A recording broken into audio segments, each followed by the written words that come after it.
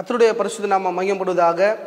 ஒருவரும் சேரக்கூடாத ஒளியில வாசம் செய்கிறோம் ஆகிய ஆண்டவராக இயேசு கிறிஸ்து நாமத்தினால கிருபையும் சமாதானம் உண்டாவதாக. இந்த சேனைகளின் கர்த்தர் என்ற தலைப்பில் இன்னொரு விஷயமாக இந்த மாலை வேளையில் கர்த்தருடைய வார்த்தை உங்களுக்காக பகிர்ந்து கொள்ளும்படியாக தேவன் உதவி செய்திருக்கிறார்.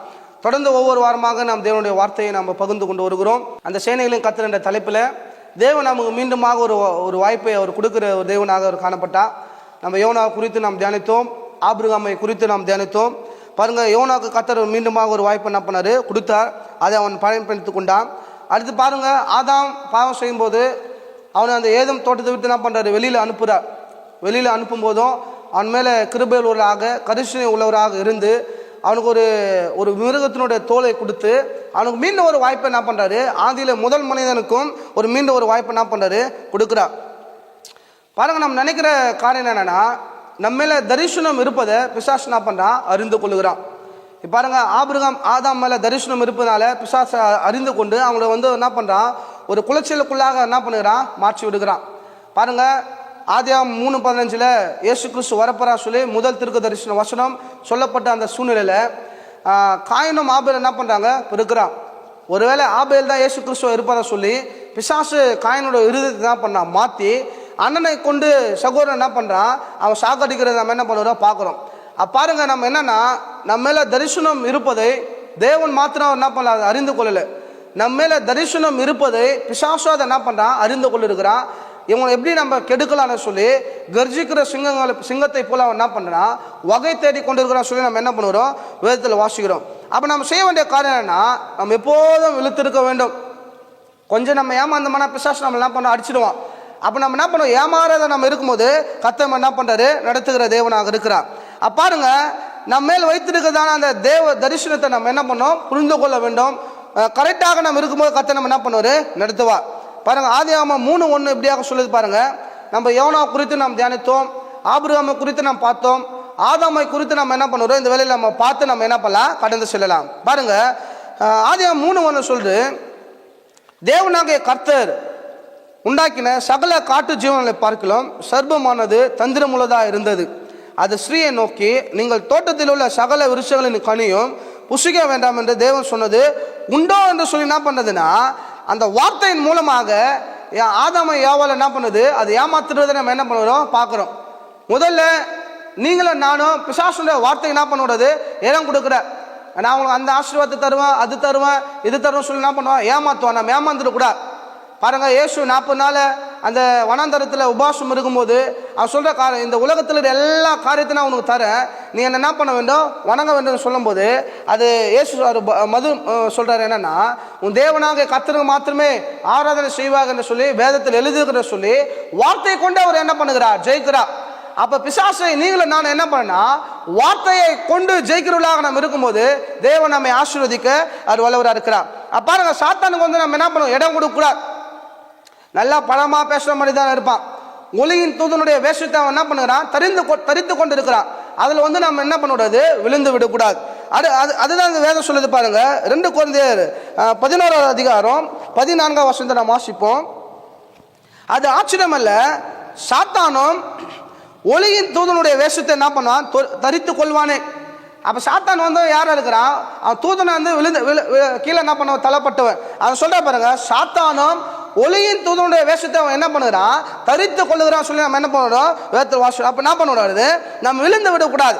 நன்மையான காரியத்தை பேசுவதை பார்த்து நினைத்து நம்ம என்ன பண்ணக்கூடாது, விழுந்து விடக்கூடாது. இன்னொரு வார்த்தை அழகா சொல்லுது பாருங்க, ஆதியாகமம் 2ஆம் அதிகாரம் 17ஆம் வசனம் சொல்லுது பாருங்க, ஆனாலும் நன்மை தீமை அறியத்தக்கதாக விருட்சத்தின் கனியை புசிக்க வேண்டாம், அதை நீ புசிக்கும் நாளிலே சாகவே சாவான்னு சொல்லி கர்த்தர் என்ன பண்றாரு, கட்டளை எடுக்கிறார். பாருங்க, முதல்ல ஏவாள் அந்த கனியை புசிக்கிறான். சாத்தானால ஏமாத்தப்பட்டு அந்த கனியை புசிக்கிறார்கள். அதையும் திரும்ப அவனுடைய கணவனார் என்ன பண்றாங்க, தரான். அப்போ அந்த கணவன் என்ன பண்ணிருக்கணும், அந்த கணவன் என்ன பண்ணிருக்கா, அம்மா இந்த பழத்தை நம்ம சாப்பிடக்கூடாது சொல்லி கடவுள் என்ன பண்ணுகிறாரு, கட்டளை எடுத்துக்கிறாரு. நீ சாப்பிட்ட, நான் சாப்பிட மாட்டேன்னு சொல்லி அந்த வாக்குத்தத்தத்தை அவன் என்ன பண்ணிக்கணும், சொல்லியிருக்கணும். ஆனால் அப்படி அவன் என்ன பண்ணல, சொல்லலை. என்ன சொல்றான்னு பாருங்க, அவன் மனைவினுடைய பேச்சு கேட்டு என்ன பண்ணிட்டான், அந்த பழத்தை சாப்பிட்டான். இதுதான் பிரச்சனை. பாருங்க, மனைவி பேச்சு கேட்கலாம், நன்மையான காரியத்துக்கு நம்ம என்ன பண்ண வேண்டும், கிளப்ப வேண்டும். பாருங்க, எல்கானா அண்ணா சொல்ற வார்த்தை என்ன பண்ணா, ஏற்றுக்கொண்டான். இந்த மிஸ்டேக்கை ஆபிரகாம் என்ன பண்றான், செய்யறான். பாருங்க, ஆபிரகாம் கடவுள் தரிசனமானா. பாருங்க, இந்த வானத்தின் நட்சத்திரங்களை பாருப்பா, இந்த நட்சத்திரங்களை போல உன்னோட சந்ததியை என்ன பண்ணுவேன், பெருக செய்வேன். கடற்கரை மணலை பாருப்பா, இந்த கடற்கரை மணலை போல உன்னுடைய சந்ததியை என்ன பண்ணுவேன், பெருக செய்வேன் சொன்ன போது கர்த்தர் தரிசனம் ஆயிட்டு அவன் என்ன பண்றான், வீட்டுக்கு போறான். வீட்டுக்கு போனவன தான் அங்கே ஒரு சம்பவம் நடக்குது பாருங்க. சாரா சொல்ற வார்த்தை, கர்த்தர் என்னோட கர்ப்பத்தை அடைத்தார், உனக்கும் வயதாகி போட்டது, நமக்கு இனிமேல குழந்தை பாக்கியம் கிடைக்காது. எகிப்து தேசத்து அடிமை பெண்ண ஆகிய ஆகாரை திருமணம் செய்து கொள்ளுங்கள் என்று சொன்ன போது ஆபிரகாம் உடனே என்ன பண்ணிட்டான், திருமணம் செய்து கொண்டான். மனைவி பேச்சை கேட்டு திருமணத்தை என்ன பண்ணிட்டான், பண்ணிட்டான். ரெண்டாவது கல்யாணம் தானே பண்ணிடலாம் சொல்லிட்டு ஜாலியாக பண்ணிட்டு என்ன பண்ணிட்டா பாருங்க. ஆனா வேதம் தெளிவா சொல்லுது, ஆதாம் செய்த பாவத்தை ஆபிரகாம் என்ன பண்றான், செய்யறான். அந்த நேரத்தில் ஆதாம் சொல்லியிருக்கணும், இந்த பழத்தை சாப்பிடக்கூடாதுமா சொல்லி தேவன் சொன்னாரு சொல்லி அவன் என்ன பண்ணிருக்கணும், சொல்லியிருக்க வேண்டும். அடுத்து என்ன பண்ணிருக்கா, ஆபிரகாமா சொல்லியிருக்க வேண்டும். ஏன்னா ஆபிரகாமுக்கு தேவன் என்ன பண்ணாரு, தரிசனமானா. இந்த தேவன் தரிசனமா உன குழந்தைய குடும்பமா சொல்லும் போதே இவன் சாராளுக்கு சொல்லிடு என்ன சொல்லிருக்குன்னா, நம்ம காத்துட்டு இருக்கலாமா, கர்த்தர் குழந்தைய பாக்கியத்தை நம்மளுக்கு கொடுப்பான்னு சொல்லி அவன் சொல்லிருக்கணும். ஆனா அவன் சொல்லாததுனால என்ன சம்பவம் நடக்குன்னா, அந்த பாவத்தை செய்தனால 13 வருடம் கழித்து தான் ஆபிரகாமுக்கு குழந்தை பெருகிறத சொல்லி நம்ம என்ன பண்ணுறோம், பார்க்குறோம். பாருங்க, அதை சொல்றாரு பாருங்க, அதை புசிக்கும் நாளிலே அது நீ சாகவே சாவாய். பாருங்க, அதை புசித்தாங்க. ஆனா அதை புசித்த போது ஆதாம் சத்தானா சாவலன்னு பார்க்கும்போது அவன் சாகலை. ஒருவேளை அவன் ஆவிக்குரிய வாழ்க்கையில் அவன் என்ன பண்ணிட்டான், மறித்துட்டான். உலகத்துக்குரிய வாழ்க்கையில் அவன் என்ன பண்ணல, மறிக்கல. இங்க நம்ம யோசிக்க வேண்டிய காரணம் என்ன, தேவன் சொன்னார்னா அது என்ன பண்ணோம், செய்துதான் ஆகணும், ஒரு வழி இல்லை. ஏன்னா அவர் பொய் சொல்லுகிறத வரல, அவர் மனமாற ஒரு மனுபுத்திரனை சொல்லி நம்ம என்ன பண்ணுறோம், வேதத்தில் வாசிக்கிறோம். அப்போ நீ சாகவே சாவான்னு சொல்லி ஆதியாகமம் 2:17 சொல்றாரு. ஆனா ஆதாம் ஏன் சாவல சொல்லி பார்க்கும்போது அதுதான் அந்த ரகசியம், ஆவிக்குரிய ரகசியம் என்னன்னா, ஆதாமுக்காக தான் தேவனாக கர்த்தர் ஆண்டவராக இயேசு கிறிஸ்து என்ன பண்ணாரு, ஆதாமுக்காக அவர் மரித்தார்னு சொல்லி நம்ம என்ன பண்ணுறோம், ஒன்று கொஞ்சம் நம்ம என்ன பண்ணுறோம், வாசிக்கிறோம். பவுல் அதை என்ன பண்ற சொல்லிக்கிறார். அப்போ ஆதாமுக்கும் தேவன் பாருங்க மீண்டும் ஒரு வாய்ப்பை கொடுக்கிறார். முதல் மனிதனாகிய ஆதாமுக்கும் தேவன் மீண்டும் ஒரு வாய்ப்பு என்ன கொடுத்தாருன்னா, உங்களுக்கும் எனக்கும் நிச்சயமாக என்ன பண்றாரு, அவர் கொடுக்காரு, வல்லவராக இருக்கிறார். அப்ப நம்ம இதுல இருந்து நம்ம தெரிந்து கொள்ள வேண்டிய காரணம் என்ன, அவர் நம்மளை நேசிக்கிற தேவனாக இருக்கிறார், அவர் நம்மளை மன்னிக்கிற தேவனாக இருக்கிறார், அவர் மேல நம்ம மேல என்ன பண்ற மனம் இருக்கிற தேவனாக அவர் என்ன பண்றாரு, இருக்கிறார். அப்போ வேதம் என்ன சொல்றதுன்னா, ஒரு மனிதனுடைய பாவத்துக்காக ஒரு விலங்கு என்ன பண்ணப்படுறது, அடிக்கப்படுகிறது. ஒரு தேசத்துக்காக அநேக ஆடுகள் என்ன பண்ணப்பட்டது, அடிக்கப்பட்டது. ஒரு தேசத்துக்காக அநேக மாடுகள் என்ன பண்ணப்பட்டது, அடிக்கப்பட்டது. இந்த உலகத்தின் ரட்சிப்புக்காக பாவம் அறியாத இயேசு கிறிஸ்து பரிசுத்தம் உள்ளவர், பாவத்தை பாராத சுத்த கண்ணர், அவர் நமக்காக அவர் மரித்திருக்கிறார் சொல்லி நம்ம என்ன பண்ணுறோம், வேதத்தில் வாசிக்கிறோம். அப்போ ஏதோ ஒரு மனிதனுடைய பாவத்தை அவர் மன்னிக்கல, ஏதோ ஒரு தேசத்தை குறிப்பிட்ட ஒரு எருசலேமுடைய தேசத்தோருடைய பாவத்திற்காக, யூதர்களுடைய பாவங்களுக்காக, யூதர்களுக்காக என்ன பண்ணல, மறிக்கல. வேதம் சொல்லுது, யோவான்ல வாசிக்கிறோம், அவர் உலக ரட்சகர் சொல்லி நம்ம என்ன பண்றோம், வேதத்தில் வாசிக்கிறோம். அவர் உலகத்தை அவர் என்ன பண்றாரு, அவர் ரட்சித்தார் சொல்லி நம்ம என்ன பண்ணுறோம், பார்க்கிறோம். அப்ப எல்லாருடைய பாவத்திற்காக இயேசு மரித்தார் சொல்லி நம்ம என்ன பண்ணுறோம், பார்க்கிறோம். பாருங்க, மீண்டும் ஒரு வாய்ப்புல ஆதாமை குறித்து நம்ம என்ன பண்ணுறோம், போதித்து வருகிறோம். ஆதாம் செய்த முதல் தவறு என்னன்னு பார்க்கும்போது, அந்த தோட்டத்தில் இந்த ரெண்டு பேர் இருக்கிறாங்க, ஆதாம் ஏவாள் இருக்கிறாங்க. அப்போ சர்பம் யோவாளோட பேசும்போது ஆதாம் எங்க போனா சொல்லி என்ன பண்ணல தெரியல. பாருங்க, குடும்பத்துல பிரச்சனை வருதுன்னா, கணவனுக்கு தெரியாத மனைவி எதனா ஒரு வேலைகளை செய்வது, மனைவி தெரியாத கணவன் எதனா ஒரு வேலைகள் என்ன பண்ணுவது, செய்வது. இது போல வேலைகளை செய்யும் போது தான் குடும்பத்தில் என்ன பண்ணுது, பிரச்சனை வருதுன்னு சொல்லி நம்ம என்ன பண்ணுறோம், பார்க்குறோம். பாருங்க, கர்த்தர் அந்த சர்பத்தை என்ன பண்றாரு, படைக்கிறார். சர்பம் அந்த வேதம் தெளிவா சொல்லுது, தோட்டத்தின் வெளியில தான் சர்பம் என்ன பண்ணுது, இருக்குது. ஒரு சம்பவம் என்னன்னா, ஏவாள் தோட்டத்தை விட்டு வெளியில என்ன பண்ணிருக்கணும், போயிருக்கணும். இல்ல ரெண்டாவது என்னன்னா, சர்பம் தோட்டத்துக்குள்ள என்ன பண்ணிருக்கணும், வந்துடணும். நம்ம வீட்டில் இருக்கும்போது நமக்கு தெரியாத விஷயங்கள் இல்லை நபரும் வீட்டில் என்ன பண்ணக்கூடாது, தேவையில்லாத ஆள் வீட்டில் வரக்கூடாது. அடுத்தது தேவையில்லாத காரியங்கள் வெளியில என்ன பண்ணக்கூடாது, போகக்கூடாது. கணவன் மனைவி தெரியாத எதையும் செய்யக்கூடாது, மனைவி கணவனும் தெரியாது எதாவது செய்யாது இருக்கும்போது தான் குடும்பத்தில் பிரச்சனை வராதபடிக்கு தேவன் என்ன பண்ணாரு, அவர் பாதுகாத்துக்கொள்ள அவர் வல்லவராக இருக்கிறார். இன்னொன்று காரியம் என்னன்னு பார்க்கும்போது பாருங்க, ஆதாமுக்கு என்ன வேலையை கொடுத்துருந்தாருன்னா, அந்த தோட்டத்தை காக்கும்படியாக வேலையை அவன் என்ன பண்ணாரு, கொடுத்தார். அந்த தோட்டத்தை அவன் சரியா என்ன பண்ணல, பார்க்கல. தோட்டத்தை சரியா அவன் பண்படுத்தாதனால தான் சர்பம் அந்த தோட்டத்தில் ஏவாளை வஞ்சித்ததை சொல்லி நம்ம என்ன பண்ணுறோம், வேதத்தில் வாசிக்கிறோம். ஒரு குடும்பம் சரியில்லைனா அது கணவன் தாங்க காரணம். ஒரு குடும்பத்தை சரியாக கணவன் என்ன பண்ணணும், வழிநடத்தணும். இந்த வேலையில கணவன் மனைவி சரியில்லாமல் குடும்பத்தை சரியில்லாமல் நீங்க இருப்பீங்கன்னா இந்த வேலையில அந்த குடும்பத்தை நடத்தும்படியாக அந்த அபிஷேகத்தை உங்களுக்கு அவர் கொடுக்க வல்லவராக இருக்கிறார். குடும்பத்தை நடத்தும்படியாக அந்த ஞானத்தை உங்களுக்கு கொடுக்க வல்லவராக இருக்கிறார். குடும்பத்தை நடத்தும்படியாக அந்த அறிவை தெளிவை கத்தனவங்க என்ன பண்றாரு, கொடுக்க வல்லவராக இருக்கிறார்.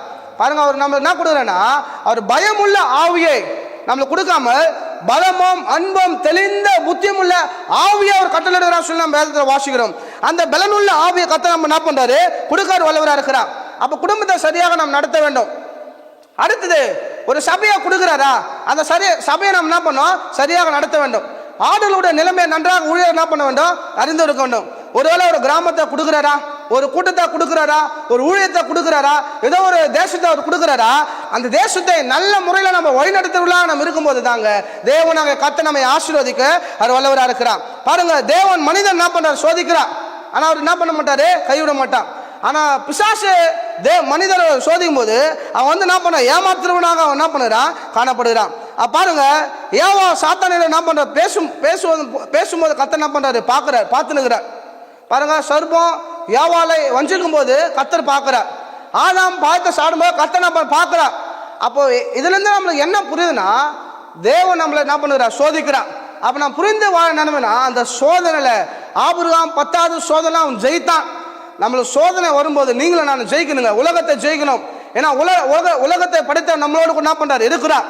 வேதாந்தம் சொல்லுதான், இந்த உலகத்தை ஜெயிக்கிற எதனால் ஜெயிக்க முடியும்னா விசுவாசத்தால ஜெயிக்க முடியும். நம்முடைய விசுவாசமே உலகத்தை ஜெயிக்கிறதான ஜெயம் என்று சொல்லி நம்ம என்ன பண்ணுகிறோம், வேதத்தில் வாசிக்கிறோம். அதை நாம் புரிந்து கொண்டு நாம் வாழும்போது கர்த்தர் பெரிய காரியங்களை நம்முடைய வாழ்க்கையில என்ன பண்றாரு, செய்ய வல்லவராக இருக்கிறார். பாருங்க, யோபுக்கு பிரச்சனை நடக்குது. யோபுக்கு மீண்டும் ஒரு வாய்ப்பு என்ன பண்றாரு, கொடுக்குறார். யோபுக்கு பாடுகள் வரும்போது சாத்தான் என்ன பண்றான்னா, தேவன்களை பர்மிஷன் வாங்கிக்கணும் வந்துதான் யோபு என்ன பண்றான், அவன் தொடுகிறான். உங்களோட வாழ்க்கையில கூட பாருங்க, நமக்கு என்ன பிரச்சனை வருதா, சின்ன தலைவலி ஜுரமா இருக்கட்டும், இல்ல ஒரு பெரிய ஒரு பிரச்சனையா இருக்கட்டும், தேவனுடைய அனுமதியெல்லாம் நமக்கு என்ன பண்ணாது, அது வராது. அந்த அனுமதி அவர் எதுக்கு நம்ம கொடுக்குறாருன்னா, அந்த சோதனை நம்ம என்ன பண்ண வேண்டும், ஜெயிக்க வேண்டும். ஆபிரகாம் அந்த சோதனை என்ன பண்ணா, ஜெயித்தான். யோபு அந்த சோதனை என்ன பண்ணா, அவன் ஜெயித்தான். அவன் சொன்ன காரியம் பாருங்க, யோபு தன்னோட வாயின் வார்த்தையில கூட தேவன் அவன் என்ன பண்ணவில்லை, சபிக்கவில்லை. இன்னும் நிறைய ஊழியக்காரங்க, நிறைய விசுவாசிகள், நிறைய ரட்சிக்கப்பட்ட ஜனங்கள் என்ன பண்ணா, எதனா ஒரு பிரச்சனை வந்துன்னா நம்ம தேவனை என்ன பண்றோம், சபிக்கிறோம். தேவனுக்காக நான் எல்லாத்தையும் செய்த, தேவனுக்கு எதுவுமே செய்யல என்ன பண்றோம், அந்த வார்த்தை நம்ம என்ன பண்ணுகிறோம், சொல்லிவிடுகிறோம். அவிசுவாசத்துக்குள்ள நம்ம என்ன பண்ணுறோம், பிரேசி விடுகிறோம். ஆனா யோபு சொல்றான் பாருங்க, கத்தர் கொடுத்தார், கத்தர் எடுத்தார், கத்தரோட நாமத்தை என்ன பண்றோம், நம்ம ஸ்தோத்திரம் சொல்றோம். அந்த ஒரு வார்த்தை நம்ம என்ன பண்றோம், சொல்லும் போது தேவன் அபரிமா நம்ம ஆசீர்வதிக்க வல்லவராக இருக்கிறார். பாருங்க, கணவன் மனைவியாக நம்ம சந்தோஷமாக நம்ம வாழ்ந்து கொண்டு இருக்கிறோம், விசுவாசமாக வாழும், சபைக்கு வரோம், ஜபிக்கிறோம், காணி கொடுக்குறோம், தசமாக கொடுக்குறோம். அந்த குடும்பத்தின் வாழ்க்கையை நல்லா சீராக போய் கொண்டு இருக்கும்போது ஒருவேளை கணவன் மறுத்துட்டான்னா மனைவி அவிசுவாசங்கள் என்ன பண்றாங்க, போயிடறான். ஒருவேளை மனைவி மறுத்துட்டாங்கன்னா கணவன் அவிசுவாசங்கள் என்ன பண்றாங்க, போயிடறான். அந்த நேரத்தில் யோபு சொன்னது போல யாரும் சொல்லுவதில்லை. ஏன்னா கர்த்தர் கொடுத்தார், என் கணவன் என் மனைவியை கர்த்தர் எடுத்தார், கர்த்தரோட நாமத்தை ஸ்தோத்திரம் சொல்லி அடுத்த வழியில போகிற கூட்டம் கம்மி தான். ஆனா தேவன் அதை தான் பார்க்கிறாருங்க. தேவனோட சித்தம் இல்லாமல் ஜீவனை யார் சாத்தான என்ன பண்ண எடுக்க முடியாது. மரணத்திற்கும் பாதாளத்துக்கும் அவர் தான் என்ன பண்றா, திருவுகோலை உடையவராக இருக்கிறார். அப்ப இந்த வேலையில தேவன் நம்மளோட சொல்லுற காரணம் என்னன்னா, அவர் மேல நம்ம என்ன பண்ணணும், நம்பிக்கை உள்ளாக இருக்கணும், அவர் மேல விசுவாசம் உள்ளாக நம்ம இருக்கணும். கிரியில நம்ம என்ன பண்ணா, உண்மையாக நம்ம என்ன பண்ணணும், வாழ வேண்டும். அது உண்மை உள்ளாக நம்ம வாழும்போது கர்த்தர் அற்புதத்தினால என்ன பண்றாரு, அவர் செய்ய என்ன பண்றாரு, வல்லவராக இருக்கிறார். பாருங்க, ஆபிரகாம் அந்த சோதனை என்ன பண்ணா, ஜெயித்தான். யோபு அந்த சோதனை என்ன பண்ணாரு, ஜெயித்தார். அடுத்து இயேசு கிறிஸ்து கூட பாருங்க, சாத்தான் என்ன பண்ணாரு, ஜெயித்தார். அதே அபிஷேகத்தை கர்த்தர் நம்மளுக்கு என்ன பண்றாரு, கொடுத்திருக்கிறார். இந்த உலகத்தை நீங்களும் நான் என்ன பண்ண வேண்டும், ஜெயிக்க வேண்டும், சாதிக்க வேண்டும், முன்னேறி செல்ல வேண்டும் சொல்லி இயேசு என்ன பண்ணாரு, நினைக்கிறார். அது முன்னேறி செல்லுகிற ஒரு கூட்டமாக நாம் இருக்கும்போது, அந்த ஒரு சந்ததியாக நாம் இருக்கும்போது கர்த்தர் பெரிய காரியங்களை, அதிசயங்களை, அற்புதங்கள் நம்முடைய வாழ்க்கையில என்ன பண்றாரு, செய்கிற தேவனாக ஒரு காணப்படுகிறார். இந்த வேலையில பாருங்க, ஆதாமுக்கு என்ன பண்ணாரு, மீண்டுமாக ஒரு வாய்ப்பை என்ன பண்ணாரு, கொடுக்கிறார். இந்த வேலையில வார்த்தை கேட்டுக்கொண்டு இருக்கிறவர்கள், நீங்கள் வேதியில இருக்கலாம், சோர்வுல இருக்கலாம், துக்கத்தில் இருக்கலாம், மன கஷ்டத்தில் இருக்கலாம், கடன் பிரச்சனை இருக்கலாம், நான் மறிக்க போறேன், இந்த உலகத்துல என்னால வாழ முடியலன்னு சொல்லி நீங்க என்ன பண்ணலாம் நினைக்கலாம். அந்த சூழ்நிலையில் கூட இருந்தாலும் தேவன் நிச்சயமாக இயேசுவின் நாமத்தினால் உங்களுக்கு என்ன பண்ண ஜெபிக்கிறேன், மீண்டும் ஒரு வாய்ப்பை கொடுத்து உன்னை குப்பையிலிருந்து தூக்கி உன்னை உன்னதத்தில் உட்கார வைத்து உன் அழகு பார்க்க என் ஆண்டவராக இயேசு கிறிஸ்து உண்மை உள்ளா இருக்கிறார். கர்த்தர் தாமே இந்த சத்திய வசனத்தை ஆசீர்வதிப்பாராக. ஆமென்.